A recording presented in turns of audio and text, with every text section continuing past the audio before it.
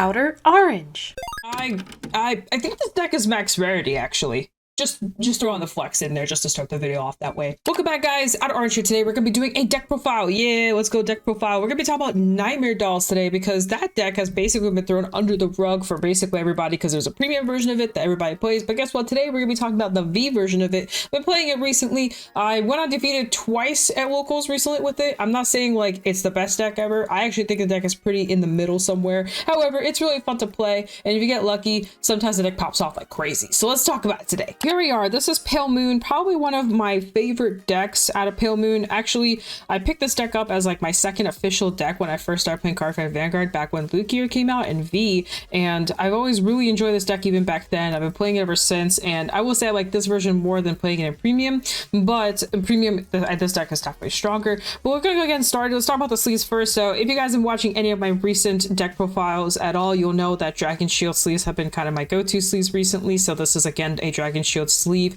going on here with like just basically a really tight fit for an oversleeve. I've been really enjoying these. I've been having a lot of fun with them. They shuffle really nicely, and yeah, just I'm really liking these. And then there's no Rydex sleeves or anything like that. These are just the main sleeves. But the deck box we are using is actually a Dank Ritual deck box. You guys have probably seen it before. Yokai Edition deck box. This one's getting kind of old. I've had it, I think, for probably a year and a half, maybe a little bit longer now. I don't know. It's been a bit now, but I love this deck box. It's very pretty.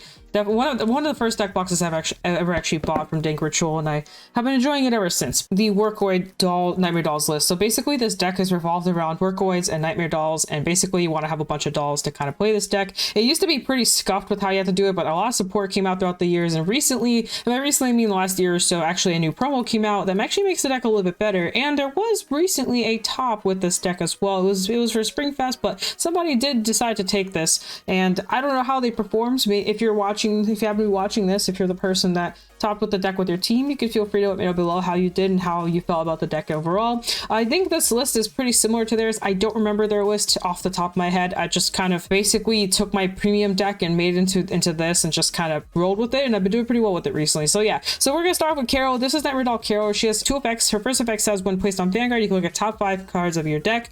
You have to take a card from there and point to soul. That's actually a mandatory effect. You have to do it, and then if it's a Grade 3 Workoid, you can choose to pop it out. So one Grade 3 Workoid could be herself, another one could be Alice, it could be Chelsea, and actually the Heal Guardians count as well, so you can choose to bring them out. And then the second effect says when your Grade 3 rear guard is pointed to soul, counterblast, discard 2 cards from hand, ride a Workoid from soul as stand, and they lose a drive. So basically you can actually loop this. So if you have a Carol in your soul, like if your soul is like this, you can actually take this Carol and ride it on top and basically reset the loop, look at top 5, get your Excel marker, all that kind of fun stuff. Keep in mind it is a counterblast. You have to discard 2 to stand it. You do lose a drive, but you can loop it. You can ride into other Workoids. Doesn't have to be necessarily this one. And in Premium, people tend to actually ride down with this mechanic, where they actually ride down to a Grade 2 instead of a Grade 3, because it says any Workoid. It doesn't have to be specifically a Grade 3. Grade 3 is usually the optimal choice for V Premium, but in Premium, that's kind of where all the funky stuff starts happening, why this deck was topping for basically 2 years over there. But anyway, that's Carol. I actually posted a short on the loop, so you can actually watch the short if you want to see like the full sauce of how this deck loops. Chelsea is insane. Ever since this card dropped, it made this card a lot easier to loop. Basically, you know, it's a counterblast, and if you don't know, Pale Moon does not have many counter treasures, and the counters they do have are not very strong. So being able to utilize every CB possible is super important. And this is one of the cards that utilizes it because she is free. She has 2 effects. At the end, she has a Vanguard effect and a Rearguard effect. Her Vanguard effect says at the end of battle, she attacks, you can counterblast, call up to 2 Workoids from soul to rear. And if your opponent's Grade 3 or greater, those Workoids also get plus 10k power, which is pretty important. So basically you can go from Carol into her and then basically call out some cards from soul and go kind of aggressive. That's usually kind of like a late game finisher card. And then her rear guard effect says at the end of the battle that she attacked, you can put her into soul, put one of your opponent's cards into soul, and that's basically it. Now what's really nice about this is you're essentially board wiping your opponent, because you can loop quite a few of these. Like you can get through quite a few of these with no issue. And then the other thing that's cool about this is that she instantly sets up Carol, because she is a Grade 3 Workoid that is going to soul, so that procs her, and then you can kind of go crazy. And keep in mind the second part is completely be counterblast free, so for basically 1 CB, you can restand your Carol and just kind of go crazy off of that. So that's Chelsea. This is definitely one of the staples of the deck. You want to see her pretty ASAP. I run 3 Alice. I actually have the ORs. I like the blue one, so I don't know which one is of higher rarity, but I just think the blue one looks funny. Anyway, this is Alice, and basically she is the other workhorse option. She's probably the weakest part of this deck. She doesn't do anything super crazy. She can reset up a board or reset up a card from Soul, but she's pretty heavy on cost. As you know, she has a counterblast in here, and that's actually how the deck used to work. You used to have to counterblast twice for full effects, but now you don't have to do that anymore. But anyway, her first effect says on Vanguard, if she's placed, you can call a workhorse from Soul, and that card gets 5k. That's pretty okay. You really do not want to ride this though. This is like a terrible target to ride. If you ride into this, it's usually game over. The effect says though, at the end of the battle, she attacked, you can counterblast Soul Blast, put her into Soul, and then grab something that's not a grade 3 from Soul to the board. So you can't loop her like that. There's another card that can actually loop in premium, but in this variant, you can't loop her. Well, you can only get like a 2 out or something, and that's basically it. There are some other cards that kind of work with her pretty well, like Jumping Jill, but we're not running that in this list. But the main reason why you want to run her is because she's a workhorse. You can get her out. She procs Carol in case you don't see Chelsea. She's basically an extension of another worser version of Chelsea. So ideally, you're just really running her because she has the name of being a workhorse, a nightmare doll, all that kind of fun stuff. But that's really the main reason. I am thinking about cutting this back to 2 again and just running something else, because I'm not gonna lie, anytime I see this card, I don't really want to see this card, and I'd rather run another grade 1 or something, but it's something that's on my mind. I'm not 100% set on it. Really insane card as well. This is Marissa. This is another very cracked card. She says when placed from hand, you put something from hand to Soul, look at top 7, grab a 3 and a 1 that's a workhorse, and add it to hand. So basically you can grab grade 3s and grab grade 1s. You usually want to grab grade 1s and maybe like 1 grade 3 throughout this process, because you actually want to proc your 3s off of her effect mid battle.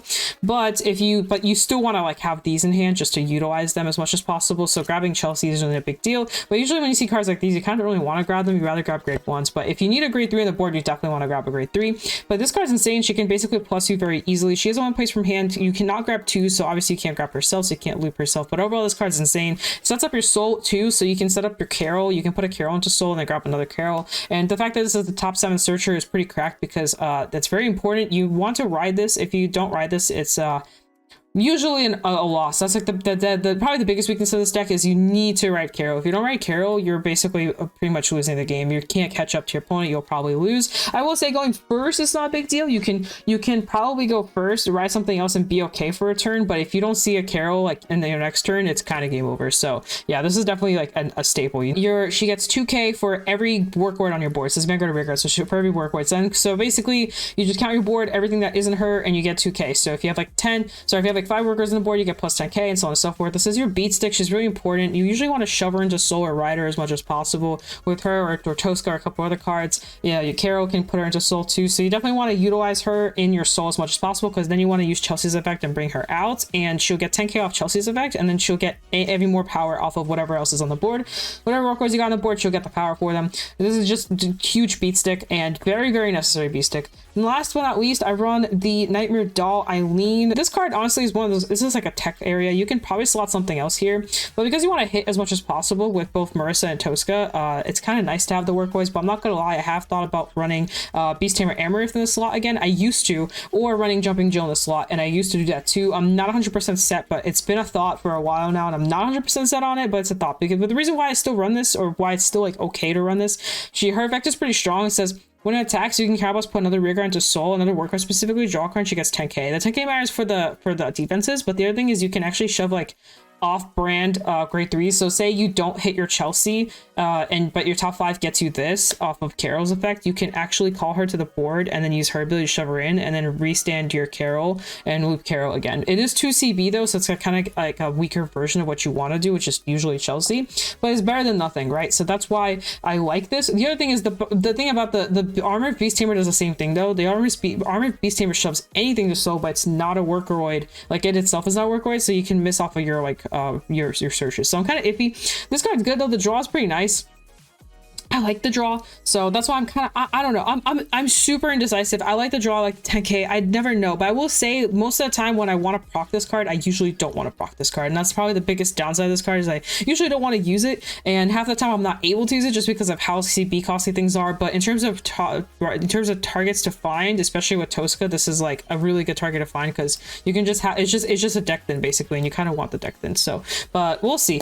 Going into our grade ones, we have Abigail. This is an insanely good card. This card is absolutely nuts. On Vanguard Circle, it doesn't do anything too crazy. It's just one place soul charge. It used to matter more. Now with Tosca in the playing field, you don't have an issue with soul. In the past, there has been times where sometimes you actually get stuck where you run out of soul pretty quickly, but now that's not as impactful. But yeah, the soul charge is still nice, so you still want it because you can soul charge really good units and you know all that stuff. But her rear guard effect, which is an important part, says at the end of the turn you can retire her, return a grade 3 work word from your soul to hand if your Vanguard is a work word. So basically, if your Vanguard is a work word, you return anything to hand. That's a grade 3, so you can return this to hand, you can return Chelsea to hand. That's what I was talking about earlier at Chelsea loops. You can put Chelsea into soul and then return her to hand with this, and then call Chelsea again next turn. So it's pretty nuts. I will say the downside to this card is you're calling this, retiring her, and then getting a grade 3 back to hand, which means you're minusing on shield. Usually if your opponent is smart, they'll be aware of that. So if you proc like 2 of these, you basically drop 20k shield to get 0 shield back, but you got good cards back. You know what I mean? It's like you can't really guard with those good cards, but they're good cards, and your opponent just watches you proc too many of these, they'll be very aware that your hand is cluttered with grade 3s and they'll try to kill you, which is usually really bad because I will say Dolls' hand is usually not the greatest hand. It's usually very fake, so definitely something to kind of keep cautious of. Otherwise, this card's insane. It's the countercharge of the deck. This is what helps you just keep going. If it wasn't for this card, this deck would just never work. I'm not gonna lie. So the countercharge is that massive. Now Tosca is a promo that we didn't get until pretty late actually. It took a while for this to come over to the English side. I remember a lot of people, including myself probably, were kind of asking for this. At first I was kind of iffy about this card. I was like, you know, it went place from hand, it felt okay, but now that I'm testing it more, I'm like, this card's actually pretty nuts. So basically it really says when placed from hand, look at top 5 cards from your deck, put up to 1 work word to soul, shuffle your deck. Sounds very mediocre, but one, she has the work word name in her archetype, which is super important, so she gives the stacks off of our beaters, so you can just call her on the board and it makes this bigger, right? And then the other thing is that whatever she puts into soul will usually be useful, and it doesn't really matter what it is as long as it's not a grade 3. But what's really important about her is, so Marissa can't grab 2s. So if you're really smart, what you can do is you can actually search with this first, put a grade 2 work word into soul, and then activate this ability, shove something to soul, and then you'll have a higher chance of grabbing your 3s and 1s, which means this will miss less. So it's just something you can kind of keep track of. You can kind of like call them out in very specific patterns to kind of help you deck them more and have a higher chance of hitting targets that you want to hit in your soul also onto the board. And the other thing that's really good about this card is that she sets up these beaters really well, which is probably my favorite part about her. Like in the past, sometimes it was hard to get 1 or 2 of these in, but now you can, sometimes you just hit like all of them and you just have like 4 just like waiting to come out and just destroy your opponent. It's really great. The other thing is she can shove these cards into soul, again, just targets. Sometimes so usually Eileen doesn't do anything and you're just happy to shove her into soul just to get the one more deck then out, and that's just basically it. But yeah, Tosca's pretty nuts. Like I said, I really underestimated her. I thought the one place from hand was kind of rough. I thought a lot of things about her kind of rough, but now I'm starting to appreciate her more. Also, I love green, and this card is green. It's probably the brightest card in this entire deck, and I really respect that. It's really hard to miss, and when it's in your hand, you're like, oh yeah, I got a green card in my hand. That's how it is. Next, I run 3 of the other beaters. So this is basically Rhoda, but a grade 1 version of it. So the power is 1k less, and she has the exact same effect. Also, I primarily like to use her as shield, and I like to use this one as the beater. So basically, I want to search for this to have guard, and I want to have this in soul as my beater. I mean, sometimes you can just call her out anyway. She gets big. You'll usually have like maybe 1 in soul. But if you get her with Marissa, you can sometimes just not call her and just use her as guard value, because like I said, you go through your guard quite quickly, and your guard becomes really vanilla sometimes. So she comes up. But other than that, she's also just really good for what she is. She just keeps making you have like really high pressure, really high numbers. Sometimes if you're going into late game and you have a couple of these in hand, you can just throw them down. They get insanely high in power and your opponent just can't deal with it. But like I said, it's basically the extension of the grade 2 version of her, and yeah, it's just insane. Last but not least, I run Maroon. This can be your 4th copy of Edith if you want, or it could be something else. I like the Maroon, or Marion. Her name is Marion. So Marion says when your work word is placed, And this card's in Soul. But when your card is placed on Vanguard, you can call this card out.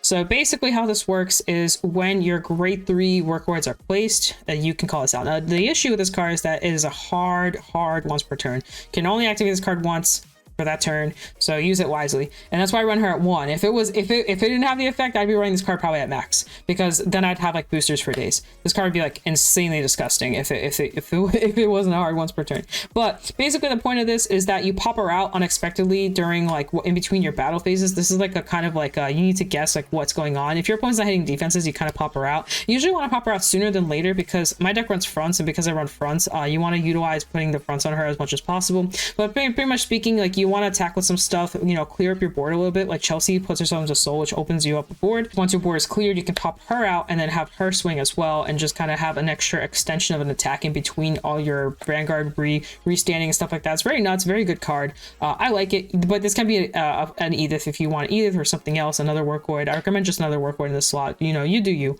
Whatever you're most comfortable with. Start the Heal Guardians. These are Workboys, by the way, so in case they're on the board, they do help with the stacks, whatever stacks is you're going for. Also, if you do happen to shove this into Soul, you will get the ability. Now, keep in mind, you cannot add this to hand with Marissa's effect. Marissa is specifically normal unit restricted, so you can't add her to, but you can, I believe you can put her in with Tosca. Let me double check Tosca. I think Tosca can put her in. Yes, Tosca can put her in, but you can't get her out of Soul and back to hand or anything like that, so you definitely don't want to do that, but just FYI, you can put her in. But anyway, long story short, she can also be put in and she can also be popped out off of Carol's effect, so in case you really need a grade 3, this is another way to do it. I don't recommend it. It's possible. There are some times where if your opponent really tries to deny you, you can call this out, get the damage, and then she'll also activate as a grade 3 Workwood, which is nice because you can, you know, put her into Soul and do other stuff with her. But primarily, she is just there for the shield and nothing else. You just want her for the shield, so that's her. Also, another thing I wanted to talk about heals. Heals really screw this deck sometimes, and any Pale Moon player that plays Nightmare Dolls is aware of this. Since you usually need about 1 to 2 counterblasts to kind of do your full combo, like your full combo to loop a little bit. When you heal, sometimes your combo just gets randomly stopped, and that can really hurt you sometimes. So some people in the past have done like 2 where these become critical triggers basically, or just something else. It's a little risky, but or these can become draws as well. You know, just a couple other things. People have tried a couple things. The other thing people have tried is making these the 20k shields over the 50k shields, which is also pretty nice because you don't technically need these. You actually want to take damage early. If your opponent gives you the damage, you're a happy child. You don't really want a heal guard actually, but I just run the heal guards mainly for the name. But I will say, like, running full like 20k shields is actually not a terrible idea in this deck. This deck actually does not mind. Like, if your opponent gives you 4 or 5 damage, you can actually kill them the next turn. If they're willing to push you, chances are they'll probably die. So if you want to go down that route, you can, like I said, make 2 of these the 20k shields, you know, if you really want to roll that way. But or you can cut back 1 heal and run something else. It's actually not as weird as it sounds, and like I said, the more you play this deck, the more you'll realize that it can be useful. Now I will say one thing, because this deck things so much, sometimes the heal does come through. I had a game recently where a 6 damage healed and it literally saved me. I would have lost the game otherwise. But on the other end of it, I thought about it, if maybe I ran the 20k shields, maybe I wouldn't have had to worry about anything to begin with. But it's just a thought. You can think on it as well. I'm still thinking on it myself, but yeah, sorry, I know I want a big topic about the heals. Surprisingly enough, they're actually important in this deck. Next, I run a total of 8 fronts. I think fronts are pretty OP. I used to be one of those Giga Chads that was like, oh, I'm gonna run like 2 crits in my slots. That way my opponent can never see it coming. They say no guard, I hit crit for game. Woo! But I will say, I think the fronts are just better. Fronts really carry this deck like crazy, especially now with all the deck thinning you do. End a game pretty quickly. I had a game where I 0 to 6 to 1 because I checked 3 fronts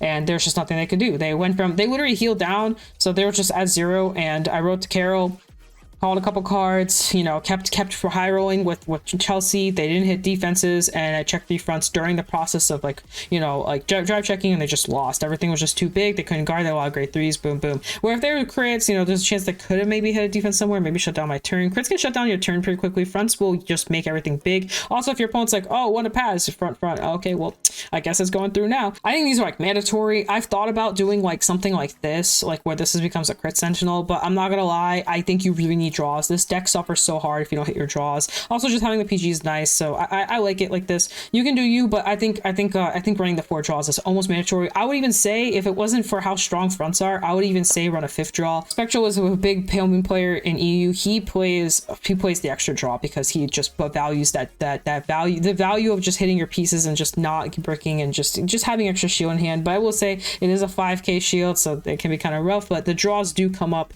and you definitely want to see them. It's definitely saved me games where usually if I hit draws, the games I play, it's usually a good thing. Defensively, offensively, does not matter. They're just really nice to hit. So yeah, just something to think about there. And last but not least, we do have a little lovely starter, also in SP form. Yay, SP form. But yeah, this is just this doesn't have any work word name on it. It's just a starter. So yeah, that's it. And then Excel 1, Excel 2 questions. This is definitely an Excel 2 deck. Can sometimes go Excel 1 if you're that fearful of your opponent hitting defenses, or if you push them early for whatever reason. You usually won't because this deck doesn't have an early game. But if you push them early, you can sometimes, I guess, go Excel 1. I think if you play crits, Excel 1 can sometimes be better.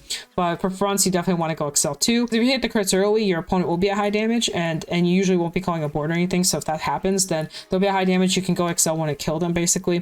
But 99.2% of the time, you'll probably be going Excel 2. And the reason being is if you go Excel 1, you actually will be negging yourself every single time you restand with this. And you actually run out of cards to discard if you loop this for a while. You'll eventually actually won't be able to use this ability anymore. The other thing is you don't really want to put yourself in a situation where you're negging that hard. So Excel 2 keeps you breaking even and also lets you draw and just see more of your deck. Whereas this was just super aggro. You're just trying to finish the game and you just want to end your opponent's life, basically. I will say it's nice. But keep in mind, if you're against a force deck, that this is bad because, again, you're 22 into your great threes would be on this. This would be 22 into their 23 if you had a defense. Guess what? That's still shuts down your attack. So you, like I said, you don't want to be in a bad position. Just go Excel 2 to stay safe. If you really think you can kill, if you're like 110% confident that they're not going to check defenses and you're going to kill them, then sure, go Excel 1, have a party. But this is definitely usually the better call. I think that's honestly it. If we're doing any mulligan runs, this deck is pretty complicated. This is one of those decks where you just need to keep playing it. Probably one of the harder skill curves, and out of all the Excel decks out there, this definitely has one of the higher learning curves versus other decks. Like I think decks like Leopold Thavas are a little bit easier to master. This deck requires a lot of moving pieces at once. There's a lot of back and forth between multiple rear guards going in, coming out, things happening. I will say this variant is a little easier if you choose to run like Jumping Jill and Trapezis and a couple of the other cards, Beast Armor of Tamer, like the cards like that. Then you have to play even more carefully and even more cautiously because it's really easy to make mistakes. I think that's really all I got for y'all today. I hope you guys enjoyed this video. This is a very underrated deck currently. In premium, this deck is like super known, but I feel like in V, if you don't play premium, you just don't know this deck exists, because if people usually go to Pale Moon, they usually go to Luke here. But actually, I think this deck's way better, way more fun to play. Even back then, I thought this deck was like insane. I probably was coping back then, but I always believe that this deck is good when it's good, it's bad when it's bad. It's the best way to put it. It's either super mid or super strong. Like there's no like in between with this deck. It either blows your opponent out of the water and they just don't know what to do, or you just get completely flop sideways because you just don't have enough shield to deal with everything. This deck dies to high roll stuff like crazy. Yeah, please like, subscribe, comment, do all that fun stuff, and do not forget to shop the video cards at shop in case you do want some of these cards. You might have some in the stock and all that kind of fun stuff. Do not forget that about Overdress and Premium, any other cards you may need. Again, code Orange, 50 cards.shop for all your needs, and also so there's anything else. So yeah, enjoy, have fun, leave information, let me know below how you feel about life. I don't know, just tell me how you're doing. Tell me how you're doing. But anyway, peace out guys, that's what I'll see you guys in a future video. Bye.